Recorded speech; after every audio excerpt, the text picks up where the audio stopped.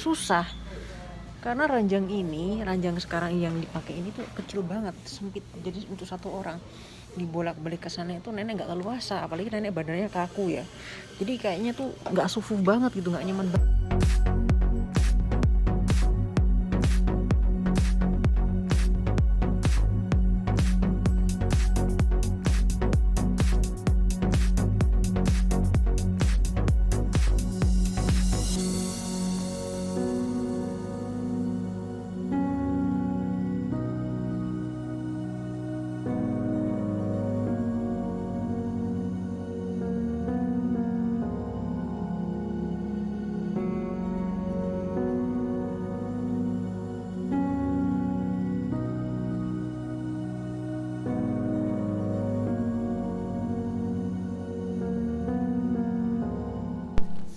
Hai guys, jumpa lagi bersama saya Ferrari, masih di negeri Formosa yang super wow, super raw, dan super amazing. Oke, hari ini guys, seperti biasa, kali ini saya akan berbagi cerita, sharing, dan ada sedikit vlog dari saya. Jadi ini kejadian waktu saya lagi nganter nenek saya ke rumah sakit ya guys ya.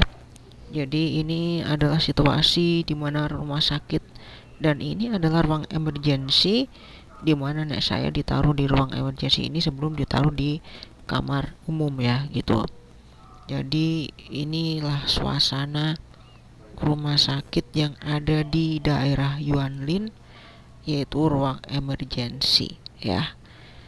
Nanti saya akan tunjukin seperti apa sih suasana di sini, dan tentunya uh, situasi dan kondisi di daerah sini ya guys ya gitu.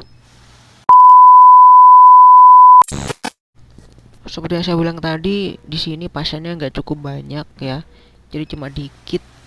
Tinggal di sini tuh saya menunggu tes PCR saya ya, karena saya kan hanya vaksin kedua, nggak vaksin ketiga. Jadi saya harus di PCR. Kalau misalkan saya vaksinnya sampai 3 kali, saya nggak di tes PCR gitu ya. Nah, jadi ini tinggal nunggu tes PCR aja. Kalau tes PCR-nya udah keluar dan saya uh, tidak ada masalah, nanti langsung dapat kamar, yaitu di kamar umum gitu ya. Tapi ternyata ceritanya beda ya. Saya ke rumah sakit sampai nggak sempet pakai sepatu dan sebagainya ya, cuma pakai sendal jepit doang guys ke rumah sakit. Tapi untung saya tadi udah bawa kaos kaki untuk mengantisipasi kalau misalkan cuaca dingin dingin banget di sini gitu ya. Nah, begini guys, jadi saya masih terkatung-katung di sini ya, sampai malam, sampai tengah malam, mungkin sampai pagi, dan sampai menjelang pagi ya guys ya. Saya masih terkatung-katung di sini, dan otomatis kalau di sini kan nggak dapat tempat tidur ya. Jadi saya masih harus ya tidur di kursi kayak gini guys ya, tidur setempat-tempatnya aja gitu. Kalau nggak merem juga besok pagi saya pasti tepar, karena sama aja begadang ya. Ya sekenanya aja, pokoknya bisa merem aja seperti ini guys. Ya begitulah kira-kira guys. Dan ternyata hasil PCR-nya masih belum ada juga ya, ceritanya seperti itu. Dan tadi saya sempat nanya sama apa susternya, mungkin tes PCR-nya itu bisa jadi besok baru uh, ada hasilnya gitu. Dan bener, ternyata saya di sini terkatung-katung semalaman nggak dapat kamar, dan saya sampai pagi pun juga belum dapat. Akhirnya nanti majikan saya datang ke sini untuk memastikan ya kapan bisa ada kamar gitu ya. Jadi uh,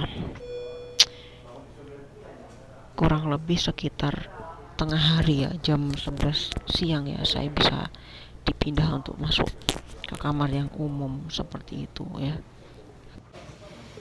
Oke, masih di sini guys. Hari ini saya di rumah sakit Yunlin menjaga nenek saya yang sedang sakit ya guys ya, karena kemarin periksa air kencingnya tuh Vayen ya gitu ya, jadi kencingnya dikit banget karena secara air dia minumnya tuh juga dikit karena kalau minum sering batuk-batuk. Jadi ya setelah diperiksa kata dokter kena Vayen gitu ya. Dan sebenarnya sih kemarin itu sama dokter dianjurkan boleh pulang gitu kan, cuman anaknya pinginnya dia tetap di sini sampai pulih gitu kan, soalnya kalau minum pasti batuk terus gitu ya, jadi anaknya nggak mau resiko gitu. Dan ternyata di sini dari semalam saya datang sekitar jam 6 ya kurang lebih ya sampai rumah sakit ini, nggak ada kamar guys, di atas nggak ada kamar maksudnya, jadi di sini ditaruh di bawah sini sampai detik ini, sampai kurang lebih sekitar sekarang ini jam berapa nih, jam 8 setengah 9 ya, sekarang setengah 9, jadi saya masih terkatung-katung di sini dan belum dipindahkan ke atas. Katanya di atas ada masalah ya, mungkin kamarnya kurang banyak atau kamarnya nggak ada yang kosong ya. Jadi saya di sini nunggu sampai nanti sekitar pukul 12 siang. Kalau seandainya sampai pukul 12 siang di sini nggak ada kamar juga, majikan saya memutuskan untuk nenek dibawa pulang saja. Jadi dirawat di rumah. Saya setuju banget sih kalau gitu ya. Masalahnya apa? Masalahnya kalau saya rawat di sini ya saya nggak enak aja, nggak nyaman aja gitu dengan situasi dan kondisi seperti ini gitu ya. Kayaknya tuh susah karena ranjang sekarang yang dipakai ini tuh kecil banget, sempit, jadi untuk satu orang dibolak-balik ke sana itu nenek nggak leluasa, apalagi nenek badannya kaku ya, jadi kayaknya tuh nggak sufuh banget gitu, nggak nyaman banget gitu loh. Jadi saya lebih suka ranjangnya tuh yang ada benar-benar ranjang rumah sakit yang bisa dinaikin, diturunin, dan di situ nyaman gitu, jadi juga nyaman gitu. Kalau di sini sampai malam nanti dia nggak dapat kamar, kasihan juga karena nggak ini kasurnya juga ini nggak dikasih bantal ya guys ya, bantalnya cuma gini doang nih gitu, kasihan. Udah gitu dia kan batuk-batuk terus gitu kan, maafan jadi repot gitu ya. Capek ya guys ya, capek banget ya, semalam nggak bisa tidur karena posisinya saya seperti ini, jadi saya duduk di kursi ini nih.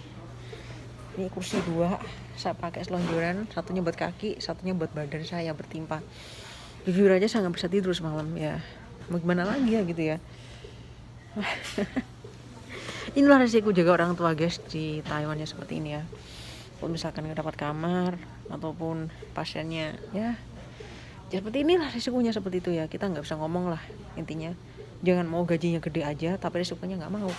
Gaji gede justru resikonya juga lebih besar guys ya, seperti itu tuh.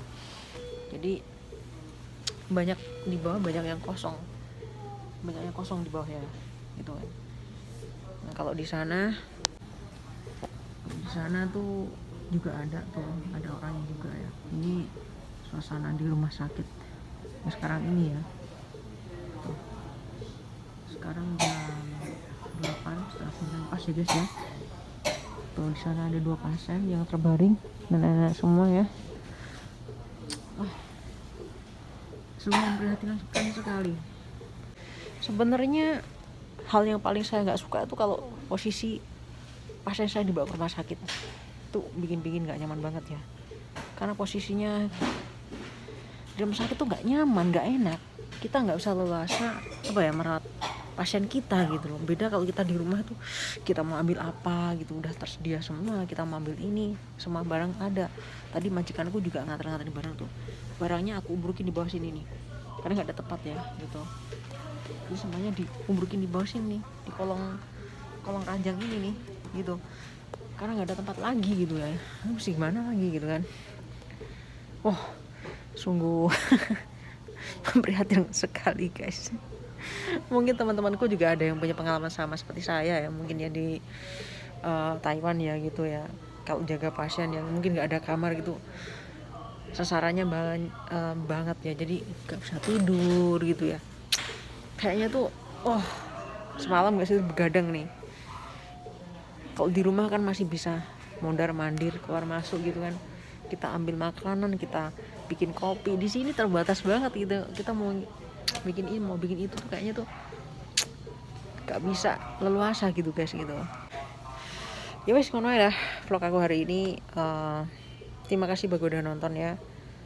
Semoga ini bisa memberikan sebuah gambaran. Nah ini lo kerja di Taiwan kayak gini lo. Kalau pas waktu jaga orang tua itu ya seperti ini. Siku banget ya. Jangan mau gaji gede aja tapi resikonya nggak mau ya seperti ini. Oke, mohon maaf kalau ada kata-kata perilaku yang kurang sopan di konten ini, mohon maaf. Sekali lagi terima kasih udah nonton video aku udah sampai habis. Like, komen, dan subscribe-nya makasih banyak. Dan sampai jumpa lagi di kesempatan. Oke, see you next time. Bye bye.